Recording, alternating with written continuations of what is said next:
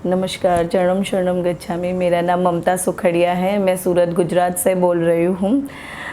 मेरा बहुत एक चमत्कारिक अनुभव आपसे बोल रही हूँ कि पिछले 8 महीने से मैं पृथ्वीवाई शक्ति का लाभ ले रही हूँ। पहले मैं 2 साल से माइग्रेन और डिप्रेशन की तकलीफ़ बीमारी में जूझ रही थी और मेरा हर महीने आई थिंक 3 से 4 हज़ार का मेरा दवाई में ज़्यादा खर्च होता था।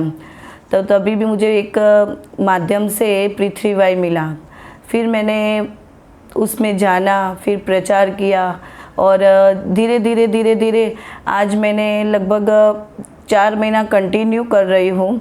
तब से मुझे इतना फ़र्क हो गया है कि मेरी दवाई में 1 रुपया भी अभी खर्च नहीं हो रहा है और मेरे परिवार और मेरे सभी मिलजुल अच्छा है रहता है। बच्चों में भी थोड़ा चेंज आ गया है, उससे मुझे घना खूब फ़ायदा हुआ है। तो थैंक यू होलीनेश परम जी, थैंक यू ડૉક્ટર અજીત।